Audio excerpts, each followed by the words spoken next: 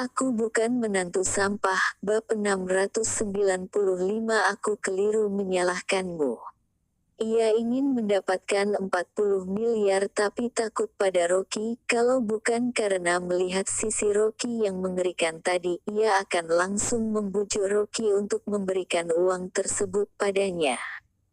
Rinosu langsung menarik dan memelototinya. Dia lebih girang daripada istrinya. Luka mereka tak seberapa dibanding uang 20 miliar ini. Cukup oleskan salep akan sembuh. Kalau sampai menyinggung Rocky, Handawi tadi adalah contoh pelajarannya. Rocky melihat sekilas pada Dewi dan berkata, 20 miliar lagi, berikan pada ibu. Petik 2. Bagaimanapun tujuan mereka ke rumah sakit juga karena untuk mengobati tulang Jenny yang patah. Yang penting ia tidak sudi melihat istrinya bermuram durja seperti ini. Jenny juga maniak uang, maka berikan saja uang. Uang 20 miliar ini baginya hanya cukup untuk biaya makan. Dewi terhenyak dan menggelengkan kepala. Tidak perlu, uang ini sepeser pun tak ada hubungan dengannya. Rocky berkata, ibu jatuh dari lantai atas, aku juga punya tanggung jawab. Aku tak sempat meminta orang untuk menghalanginya saat itu. Anggaplah uang ini sebagai tebusan kelalaianku. Petik 2. Mendengar perkataan Rocky, Dewi merasa hatinya ngilu, segala perasaan bercampur tak jelas. Saat itu ia melihat Jenny menangis dengan sangat pilu, hatinya bergejolak tanpa sadar meluapkan emosi pada Rocky. Sekarang Dewi menyesal. Sebenarnya ibunya sendiri yang cari mati, selalu mengancam Rocky untuk memberinya uang. Dewi menundukkan kepala dan berkata dengan perasaan bersalah, Rocky, sebenarnya aku bersalah karena menyalahkanmu. Ibuku jatuh tak ada hubungan dengan kamu. Kamu jangan menyalahkan diri sendiri, semua ini salahku. Petik 2. Melihat ekspresi istri yang penuh penyesalan, hati Rocky terenyuh dan langsung menjatuhkan Dewi dalam pelukannya. Istriku, jangan berkata begitu, semua karena aku tidak menjaga kalian dengan baik, ini tanggung jawabku. Petik 2. Suamiku. Dewi mendengus, memeluk Rocky dengan erat dan merebahkan kepalanya di pundak Rocky. Rasa haru memenuhi rongga hatinya, ada penyesalan mendalam di sanubarinya. Ia tahu bagaimana Rocky diperlakukan di rumah selama 4 tahun ini, bisa menghadapi perilaku Jenny yang tak masuk akal, sudah termasuk pemakluman dan toleransinya yang maksimal.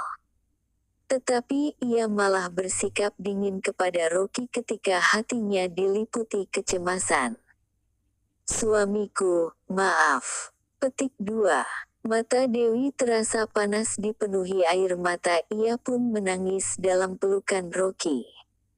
Alicia menunjukkan wajah tak senang, masih ingin mendapatkan uang 20 miliar itu. Rinosu memakinya dan menariknya kembali. Kalau masih berulah, bisa-bisa uang 20 miliar tadi juga akan lenyap. Rocky mendekap Dewi dengan erat, hatinya bergejolak. Rocky mengangkat kepala, matanya berbinar tak berkedip. Bagaimanapun istrinya Dewi adalah orang terdekatnya. Dia bisa mentolerir perilaku anggota keluarga Dewi yang tak masuk akal, tapi siapa yang berani mencelakai keluarganya, ia tak akan pernah memaafkan. Jenny terbaring di atas ranjang, sambil meminta Andrew melayaninya, ia tidak berhenti mengutuk Rocky. Petik 2. Semua karena hantu itu, dia ingin mencelakai aku. Andrew, panggil putri kita datang, ia harus cerai dengan Rocky. Sebelum cerai, minta Rocky menggantikan hak milik villa dengan namaku, ini adalah biaya tebusan untuk kesehatanku. Petik 2. Bahkan sudah kehilangan satu kaki, energinya memarahi orang tidak berkurang sedikit pun. Andrew terpaksa mendengarnya marah selama 1 jam, dan tak sabar mengatakan, aku sarankan sebaiknya kamu berhenti berkeluh. Apakah kamu harus memisahkan Rocky dan Dewi baru puas? Tentu saja.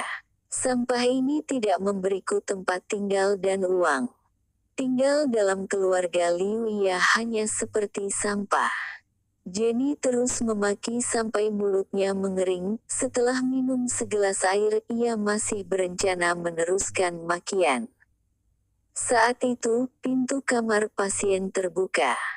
Dewi dan Rocky jalan beriringan, saling bergandengan tangan.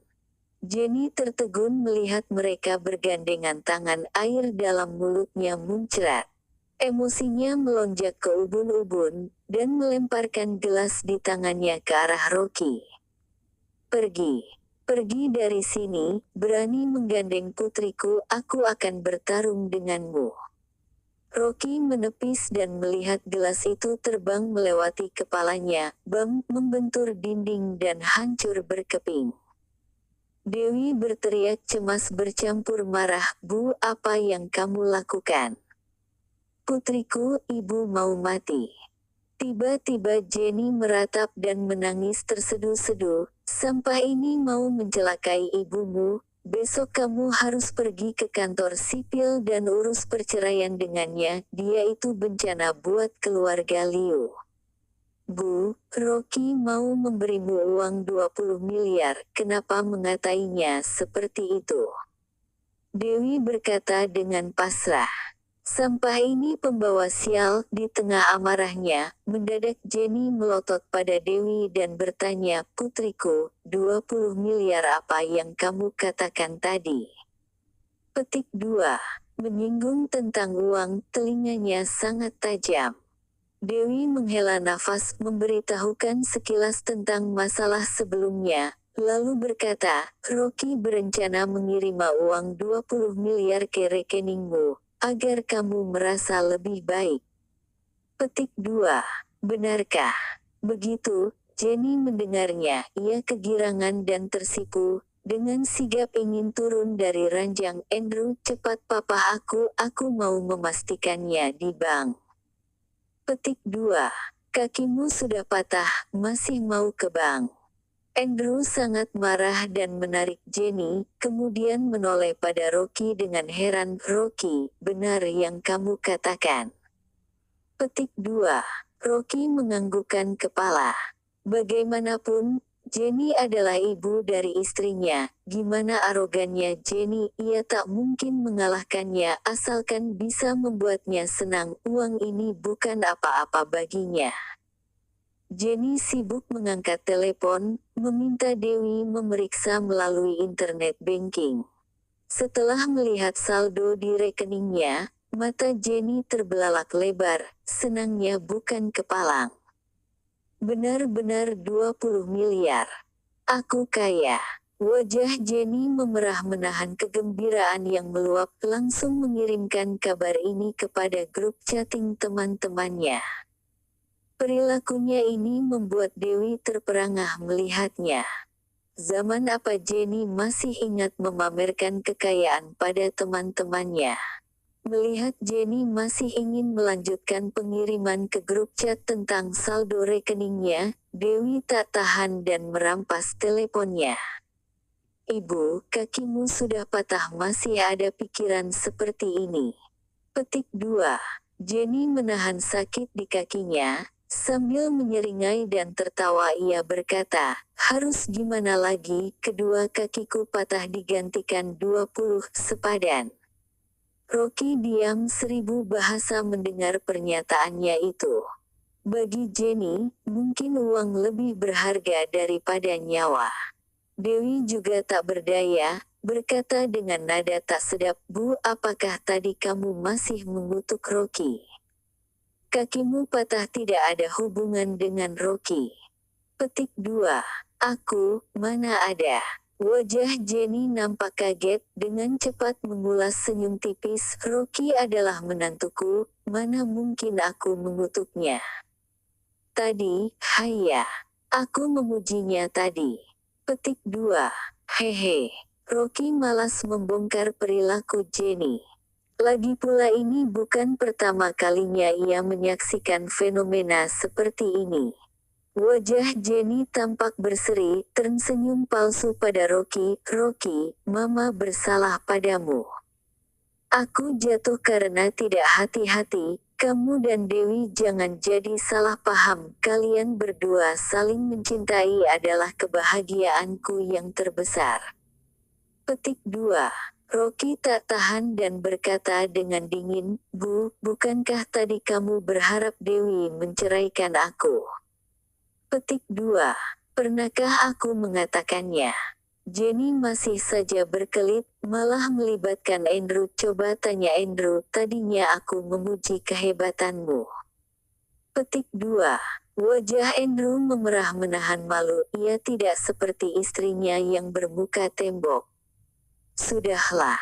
Rocky malas berdebat dengannya. Dia masih ada urusan, memerintahkan Aung Miko dan Ricky Zhao tetap tinggal, berbalik dan keluar dari kamar pasien. Baru saja Rocky keluar, tiba-tiba bayangan seorang wanita cantik berjalan melaluinya, berjalan dengan tergesa-gesa. Rocky mengernyitkan kening dan tidak menghindar.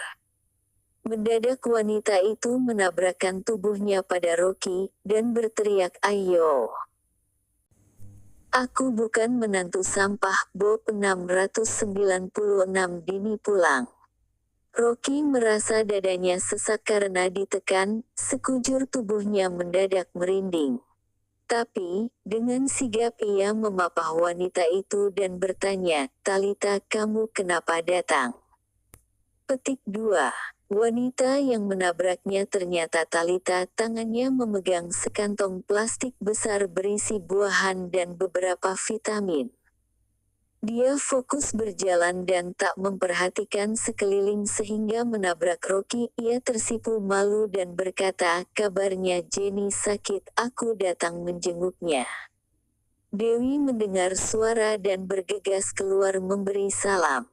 "Talita, kamu juga datang, ayo masuk." Petik 2. Dia menghela dalam hati, tak menduga Jenny bersikap buruk pada Talita saat di rumah. Talita malah berinisiatif menjenguknya. Ini membuktikan kebaikan hatinya. Jenny melihat oleh-oleh di tangan Talita, semakin senang dan langsung menariknya masuk ke dalam. Jenny berpura-pura senyum dan mengarang alasan, "Talita, kamu datang, aku sudah senang, kenapa repot membawa hadiah, menghabiskan uang saja." Petik 2. Dewi menarik Talita masuk. Sebenarnya ia sangat jelas tentang Jenny, kalau bukan karena Dewi, Talita tak mungkin datang menjenguk Jenny. Dia meletakkan barang dan bertanya, "Tante Jenny, kenapa bisa terluka seperti itu? Sudah baikan?" Petik 2. Apanya yang baik? Begitu menyinggung tentang masalah ini, langsung memaki-maki, "Aku terjatuh dari balkon, semua ini karena Rocky." Sampai di sini, Jenny melihat Rocky berjalan masuk ke kamar. Seketika ia tertegun dan berkata, "Kalau bukan karena Rocky mengantarku ke rumah sakit, mana mungkin aku bisa berobat dengan tenang." Petik 2. Rocky berjalan dengan langkah besar menuju kamar pasien. Dari awal ia mendengar perkataan Jenny, ia mengetahui semuanya dengan sangat jelas. Dia tahu bagaimana pribadi mertuanya, rakus dan tamak. Tak peduli seberapa baik terhadapnya, uang sebanyak apapun yang diberi padanya, ia selalu merasa tak puas. Dia tidak peduli dengan Jenny, dan berkata pada Talita, "Terima kasih, berkenan datang menjenguk mertuaku." Petik 2. Talita berkata sambil berkata, "Sudah seharusnya." Saat ini, Dewi melihat Talita tampak lesu, lingkar matanya hitam, langsung bertanya, "Talita, kamu kenapa? Apa yang terjadi?" Talita terhenyak, sekilas muncul perasaan panik di wajahnya, lalu menjawab, "Aku gak apa-apa." Semakin ia berusaha menutupi, semakin memancing kecurigaan. Dewi menatapnya lurus dan berkata dengan serius, "Talita, kalau kamu ada masalah, jangan sungkan ceritakan padaku. Kalau ada yang menindasmu, aku akan membantumu." Petik 2. Dewi, sungguh tak ada masalah apapun. Talita tertawa paksa, mungkin karena akhir-akhir ini agak sibuk di perusahaan farmasi. 2 hari ini ada pertemuan pertukaran seni bela diri internasional di kota Gopo. Penanggung jawab acara datang ke pabrik farmasi untuk meminta bantuan. Petik 2. Jenny yang di sampingnya penasaran dan bertanya, pertukaran seni bela diri apa? Kompetisi tinju. Talita menjelaskan, kompetisi pertukaran seni bela diri yang diadakan kota Gopo juga ada acara tinju. Kabarnya pemenang akan mendapatkan medali emas dan uang tunai 6 miliar. Kalau bisa menang sampai perlombaan di luar negeri, hadiah uangnya bisa puluhan miliar.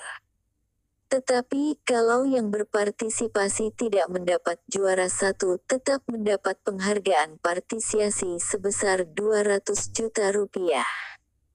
Petik 2. Ia berkata dengan santai, tapi Jenny mendadak menjadi antusias. Hanya bertinju, bisa mendapat 6 miliar. Gampang sekali memperebutkan uang ini. Melihat respon Jenny seperti itu, bulu kuduk di punggung Rocky seakan bergidik, ada perasaan tak nyaman muncul seketika. Ternyata benar, setelah itu Jenny meneriakkan kata-kata, bukankah hanya bertinju, Rocky, kamu juga daftar. Kekuatanmu begitu besar, pasti menang. Petik 2. Tidak tertarik. Rocky sama sekali tak berniat, langsung menolak. Dewi juga tak bisa berkata apa-apa, Bu. Kamu pikir 6 miliar ini gampang didapat? Petik 2. Jenny mengerucutkan bibir dan berkata, kenapa susah? Pamanmu tadi datang, mengatakan kalau Rocky mengalahkan orang asing yang sangat kuat di area parkiran. Petik 2. Apa kenapa paman begitu cepat bercerita padamu? Dewi sedikit cemas, apalagi yang dikatakan paman, di mana dia sekarang. Petik 2. Dia tak menyangka pamannya bergerak begitu cepat dalam sekejap menyebarkan kejadian tersebut pada Jenny. Baru saja ia berencana untuk berpesan pada pamannya agar tidak menceritakan hal itu pada orang tuanya. Kalau ibunya tahu Rocky bertindak seperti itu, takutnya sepulang rumah akan berulah lagi. Jenny berkata dengan tak senang, pamanmu hanya mengatakan bahwa ada orang asing akan memerasnya dan Rocky menghajar mereka. Selesai cerita ia ditarik istrinya pergi, katanya ia sudah membeli tiket dan harus cepat kembali ke kota Wasa. Dewi menghela nafas lega, sepertinya paman datang untuk berpamitan pada ibunya, tapi ia masih merasa tak nyaman. Saat ini ibunya mengalami patah kaki, saatnya membutuhkan perawatan, tapi saat ini paman dan bibinya justru kembali ke kota Wasa, kesannya kurang berempati. Sejujurnya, gimana pun suami sendiri lebih baik. Sayangnya, sebesar apapun usaha suaminya, di mata Jenny hanya ada adiknya Rinosu. Tak peduli paman berbuat apa, baginya semua itu pantas dilakukan. Rocky, ikutlah kompetisi itu.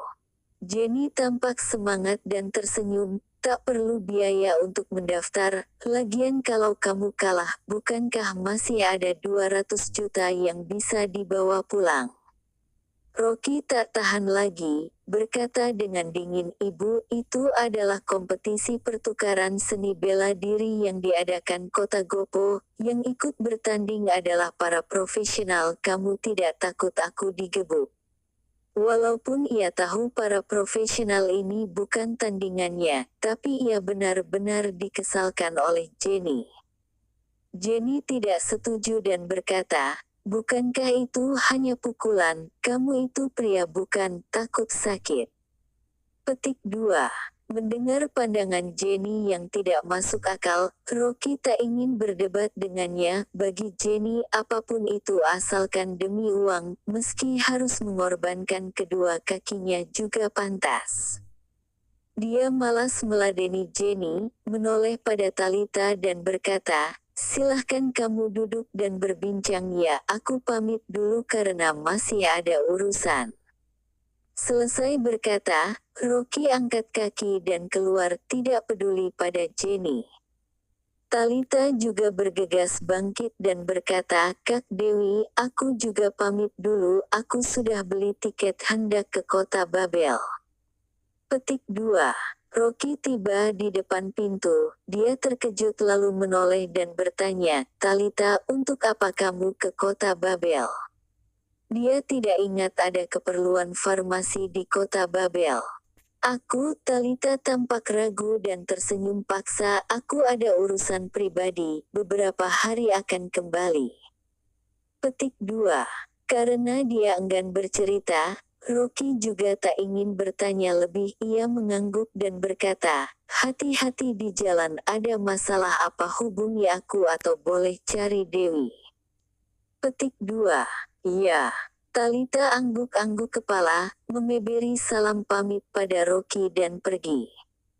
Tidak tahu apa sebabnya, Rocky merasa Talita terlihat janggal, ada yang disembunyikannya. Dewi berjalan sampai di depan pintu, menggelengkan kepala dan berkata, "Sudahlah, Rocky. Meskipun kita menganggap Takita seperti adik sendiri, sekarang dia sudah dewasa. Andaikan benar ada masalah pribadi, kita juga tak perlu bertanya terlalu banyak." Petik 2. Rocky mengangguk, tapi begitu keluar dari rumah sakit, ia menelepon pria botak agar ia mengutus 2 pengawal mengawal Talita. Bukan untuk mencampuri privasinya, namun ada yang tidak beres. Ia khawatir ibu Talita bertindak seperti sebelumnya, membawa para lintah darat mengganggunya. Telepon Rocky berdering, dari pria botak.